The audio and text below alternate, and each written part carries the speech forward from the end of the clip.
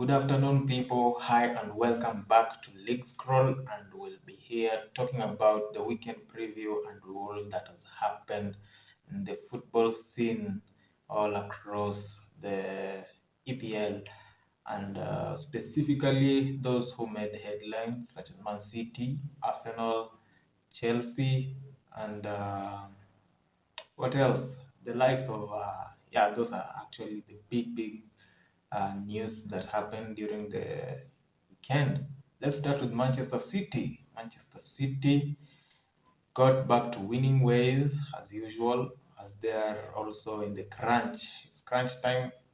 They chased down Arsenal for their title as title contenders also. So let's see, they won 3-1 against Leicester.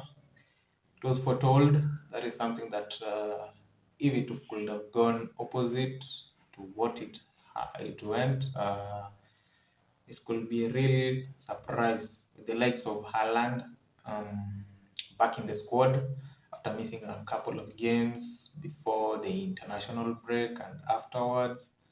But right now, also playing at the Etihad is a big edge for them to keep oppressing their opponents. So they won 3-1. Kelechi Nacho got one back for Leicester after coming off the bench and didn't do much. And they're on to Arsenal. Chasing Arsenal down. And Arsenal are looking wary at the top of the table, having taken an early lead, a strong lead, a 2-0 lead before the 20th minute of the game, only to lose their head, lose their focus, and they went, they drew. The game ended 2-2 against West Ham in a London derby. And major talk points were how the Saka missed penalty, and what else? The mentality of the team to show that they can also pull back, and also the referee decisions. But we don't have to talk much about that because it has been happening all across the season, and we don't know if it's gonna end, even if we shout and shout. But West Ham were there for the taking, and they were dead, and we had to inflict more pain. So that Saka penalty, people miss penalty. Salah missed a penalty against Arsenal just the other weekend, and I know he's been beating himself up for that. And just a week later, Saka did the same thing, but missing a penalty is not the end because that was early into the second half, and we had a lot of time to recover and hit them where it hurts. But we gave them more space. They took it. They had more home advantage. The fans are behind them, and West Ham took it to their heels, and they gave us a run for our money, and they are content with the point, as they are in a very difficult position in the English Premier League table, but they are doing bits in the Conference League. So maybe their priority is to at least reach a final for the Europa Conference League, and maybe just survive in the Premier League. So they were there for the taking. They played during the midweek, and I don't want to be here talking about we should give them time, give our players time. They actually know that they did bad. That was a poor performance from any Arsenal fan out there trying to sweeten the experience of that game. It wasn't good. Yeah. And furthermore, we had another blockbuster game of Chelsea playing against Brighton, and we thought maybe Chelsea have decided to turn their fortune around by trying to maybe hit Brighton where it hurts. They took their manager. just a few months ago. They have sacked him, and maybe they were here to hit them where it hurts. But no, Chelsea went on early through, I don't know who scored for Chelsea, but it looked like they were really up for it playing at home, the Stamford Bridge. The fans behind them, they had everything to put on the line and maybe qualify to at least climb up the table. But no, the 11th position keeps beckoning on them and it has held them captive. So they went in front early enough, but Brighton and them, it's all about the team mentality. The team mentality is not about the manager. The manager does a lot, but he can only do as much as change a few people during the game and make the right decisions when managing your players during the practice, the training period before you approach a fixture day. So yeah, Brighton players have a great mentality, and that pushed them through to beat Chelsea at home. And I think Brighton are gonna qualify for certain European position this season, maybe Europa, and they deserve it. They are where they deserve to be. Yeah, and I don't know. Newcastle played against a certain team. They lost, and but they're still in the top four race, and they are well positioned to finish in the top four to qualify for the Champions League. But the big talk point for the weekend was that Saka penalty miss.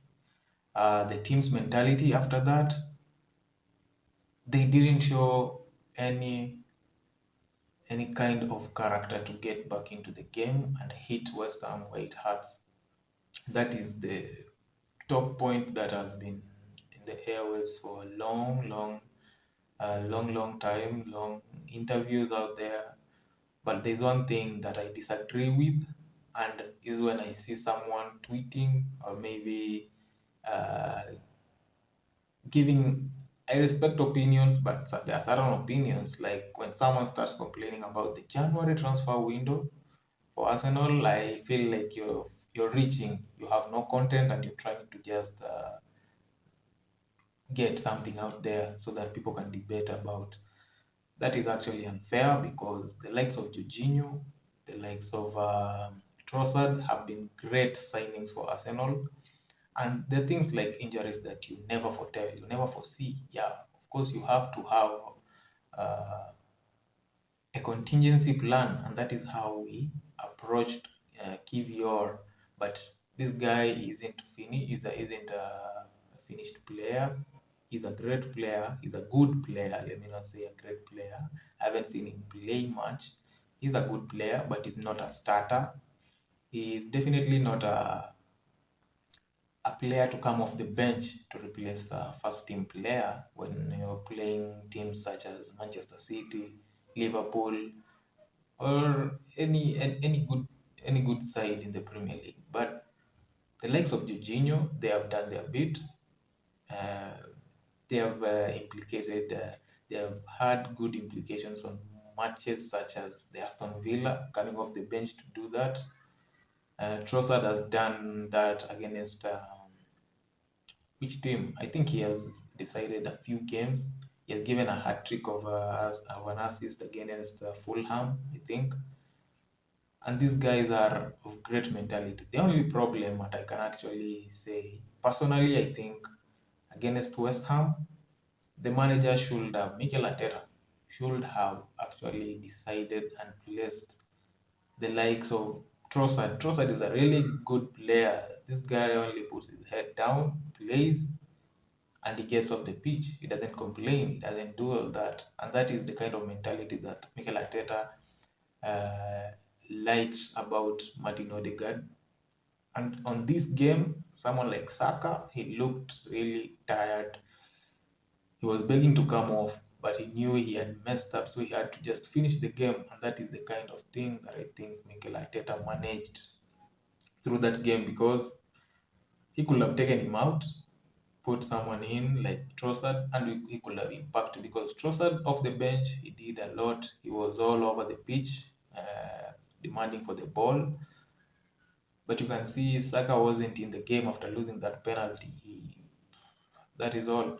But he has to pick himself up because we have 7 finals left. That game could have gone haywire because West Ham had us on toes. Mikel Antonio hit the bar on a certain moment, and that could have gone in, and it is different stories. So we picked that point. We are 4 points ahead of Manchester City. Manchester City have a game in hand, and that game will be against Arsenal at the Etihad, as they will not be playing any game during the weekend. So Arsenal will be opening the weekend on Friday. Will be yeah, playing against Southampton at the Emirates, and it's gonna be another blockbuster. Arsenal have to hit such teams. This team, Southampton, is clutching at a straw, trying to get a few points here and there to maybe survive because the championship is beckoning really hard. So let's see. Arsenal should have the great mentality, train well, rest, and play against this team, Southampton, and take the 3 points without any hesitation because we have to be ready for Manchester City. That's a big final. As uh, as you can see, Manchester City playing the midweek and they play in the weekend and still get the right results that they want. They keep winning and winning and winning. We only have 7 finals left. Can't these guys rest one day, have good training for the rest of the week, 5 days, and play on Saturday as they should? This is the biggest question I usually ask myself because it's the easiest thing I think they can actually do as players. I don't want to complain. I'm not that kind of guy. I think Arsenal fans should be composed now. We haven't been in this position for a while. I myself personally, I have never been in a title race kind of team for I don't know when was the last time. Maybe that Leicester season that was a glitch. Leicester winning the Premier League, and that was the only time. And Leicester were miles ahead of us at this point in season. In April, they were miles off us. They were hitting Manchester City, hitting Man United when we were.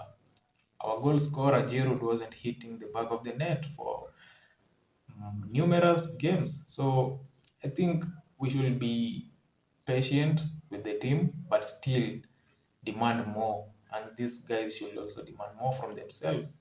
And I think that is how we'll manage to get to the end of the season and play the last game at the Emirates and maybe see.